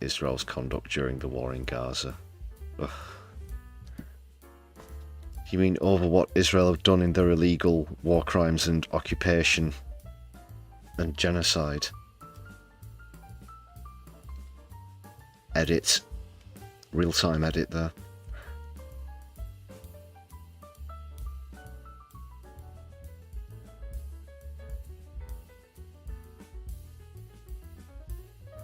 According to Spain, the crisis was avoidable.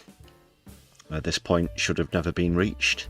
And the fact that they tried to say they distanced themselves from politics has kind of been ruled out. People have pointed out the hypocrisy and double standards of Russia's exclusion, for example.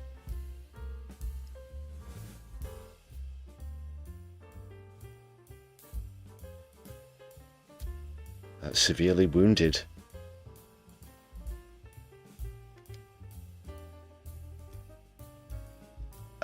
Of course, as someone I've actually someone actually brought up on the stream earlier, a friend of mine, David, who was in the that promo video for Take Back Power, took part in a protest at Eurovision last time around. That was awesome, yeah. Solidarity. If you're watching. Kick them out though. As little enthusiasm as I normally have for Eurovision. Yeah, we can't involve war criminals in that, so they shouldn't be allowed to participate. Let me know your thoughts about all of this business.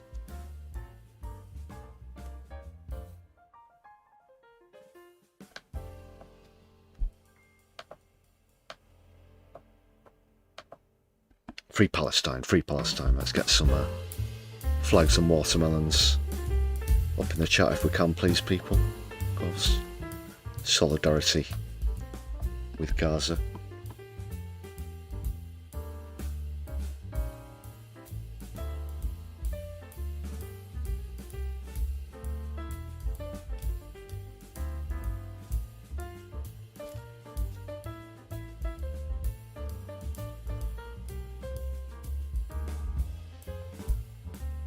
Something more cheerful now, another comedy clip. I hope you enjoy this one. It's Jonathan Pye's 2 cents on, of course, recent revelations from Nigel Farage's classmates about his racist antics. Now laden for all the world to see. Nobody, I don't think, is entirely surprised to hear these things, but some of them are pretty shocking. Thanks for that in the chat with the flags and watermelons, solidarity people. So yeah, Jonathan Pye, I'm sure you know the name. If not, there's a link in the description. Go and subscribe. The character Jonathan Pye, played by Tom Walker.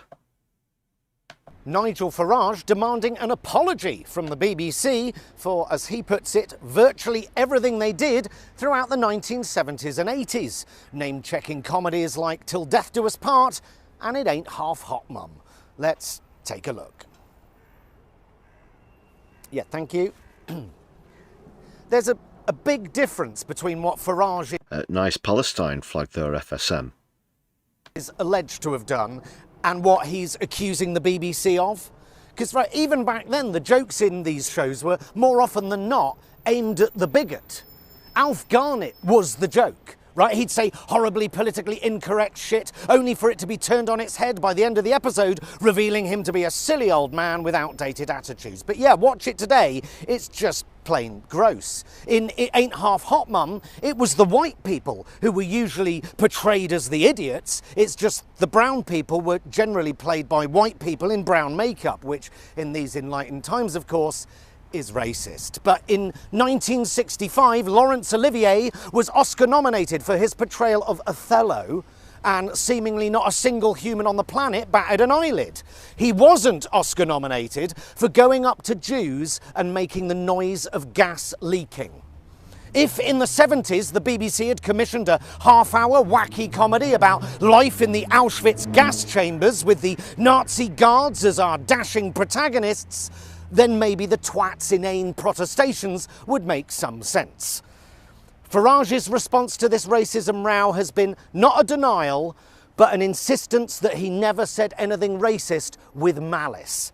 Essentially, he was respectfully racist as a child. I was an asshole at school, okay? I stole money from Mrs. Hawthorne's purse on more than one occasion, and I want... Well, the way it went down was a series, and when I say a series, I think it's up to about 28 people now have made statements with direct references to specific instances, some of them multiple instances of Farage's racism. That came out. Then Farage tried to say that he hadn't made them, and then he said that they weren't, quote, directly racist, whatever that's supposed to mean. And then a short time after, even though he's already said that they weren't racist, he says, well, if they were racist, you know, then look at the sort of things that the BBC were putting out in their content at the time. Now, these are programmes that before my time, the likes of the Black and White Minstrel Show and, you know, the ones that Jonathan Pye's mentioned as well. So, the whataboutery that followed, essentially an admission that what he said was racist, but then trying to defend it, nay, validate it, because of things that other people were saying at the same time. It's ridiculous. It's ridiculous. These are things that were supposed to have happened in the 1980s, was it? Yeah. Or perhaps the 1970s, even when he'd basically been a little Tory shit his whole chuffing life. Which is as sad as it is disturbing that this is the man who's now ahead in the polls in the UK. Tipped a whole plate of chips with gravy over Barry Watkins's head, and I once shat myself in geography. But this does not mean as an adult I am now a thief or am likely to pour food over you if I think you've broken my Game Boy, although I might shit myself at any given minute now I'm hitting 50. We all did things as kids that have no real bearing on the person we became. So does it really matter that one of Nigel Farage's teachers described him as having publicly professed racist and neo-fascist views? That there's a story about him marching through a quiet Sussex village late at night shouting Hitler Youth songs? That he allegedly would regularly call students the P-word before urging them to go home? That in sixth form, it's alleged he would often do Nazi salutes and say Sieg Heil? I never did any of that. But, you know, who didn't in their youth do a little bit of goose stepping? You're right, we all did bad things as kids. We were kids, but our past behaviour only becomes a footnote once that past behaviour... We're not talking about satire. Farage was doing... It was straight up racist, not sort of satire or anything like that. Heavens no. Good Lord, no. Stays in the past. Farage merely seems to have refined his racism. This matters because the next Prime Minister of Great Britain and Northern Ireland basically admits that at school he was consistently respectfully racist, but refuses to apologise for it. Unless the BBC apologises. Respectfully racist. Respectfully racist. This is the kind of bullet dodging you can expect if this... Let's really, really hope he doesn't become Prime Minister. This cannot happen. Should not happen. We, the people, must prevent it with every fibre of our being. For Are You Being Served, portraying outdated gay stereotypes and jokes about Mrs. Slocum's pussy. That logic just doesn't add up, I'm afraid. Well, if Nigel Farage is good at one thing, it's controlling the narrative. And this press conference yesterday was pure political theatre, and Nigel Farage was revelling in it. Jonathan Pye, you can check out where to adjust the size so you can see where to book tickets if you want to check out the End of the World according to Jonathan Pye live tour. And again, someone who I've seen live briefly, met him, nice guy, really funny actor as well, so do check him out if you can, if he's in your area. Awesome stuff. Go and subscribe to Jonathan Pye. Okay, people.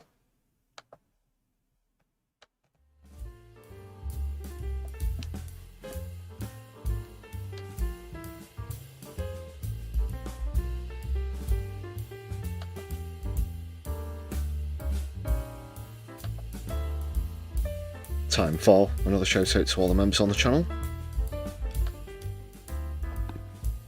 Thanks for your gifted memberships on tonight's stream as well.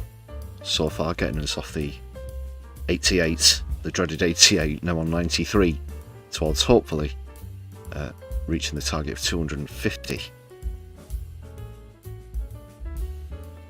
Solidarity for all of your support. If you're watching back later on, super thanks are open. There's a buy me a coffee page link in the description of the stream and any other content on the channel.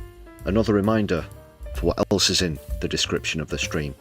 Don't forget to check out the chuff.org page. You have until midnight if you'd like to contribute towards Take Power Back. They will double your donations this evening, so please do consider showing support there this Socialist Sunday.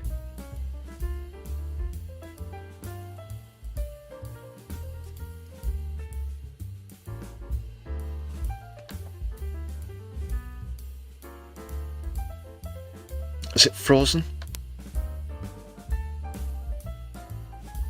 Apologies. I think the member scroll's frozen.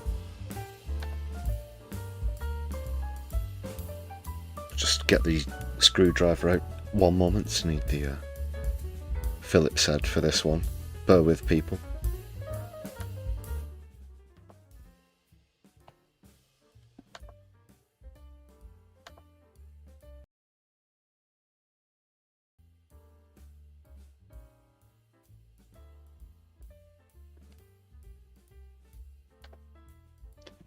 Should be back now. FSM, you say your name wasn't on the list. Well, it was updated just earlier today. This should be pretty fresh. Unless, oh, there you go. I've deliberately paused it there. You can see that it is towards the bottom of the screen. Confirmed. So yes, this is the latest list, just a reminder. Super thanks are still open, etc.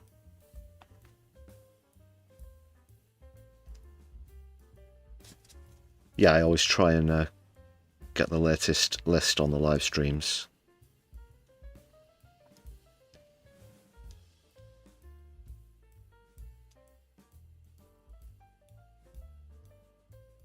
Thanks again, everybody.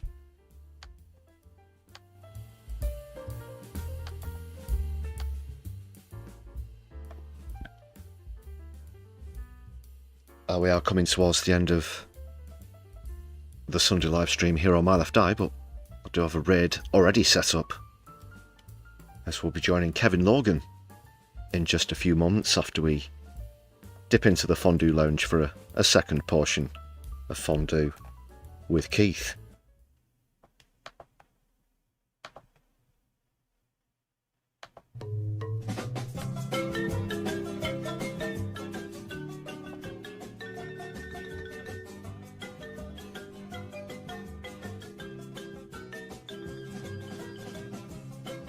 So here we are once again in the lounge. Thanks a lot for watching the stream this evening, people. Sorry about the tech issues, a few distractions. I don't know if you might have noticed. Got through the stream eventually though. And we will be going over to Kevin Logan. Make sure that you subscribe if you're not familiar with the channel. Hit thumbs up on the stream when we get over there. And give us a shout out in the chat. I believe he will be live in tandem and in conversation with No Justice as well, so it's a 2-for-1 raid, really.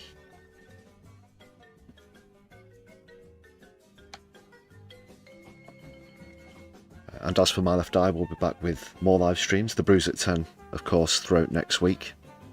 So hit the notification button and make sure that you don't miss out on those. Check out the most recent content on the channel as well.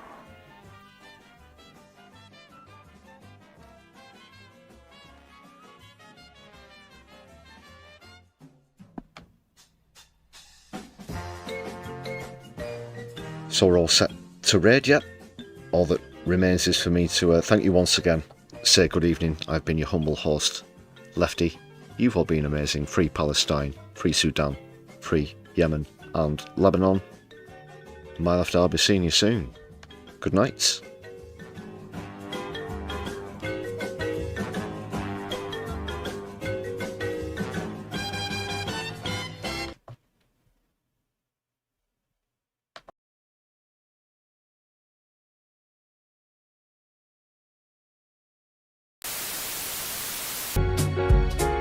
Drive to my second home at Christmas. It's nice to have two places. Though I didn't pay stamp duty or tax on favour and graces. Whoa, whoa!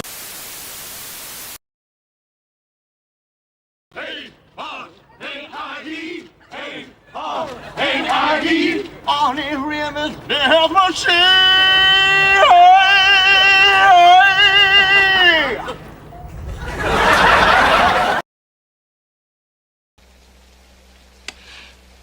Socialists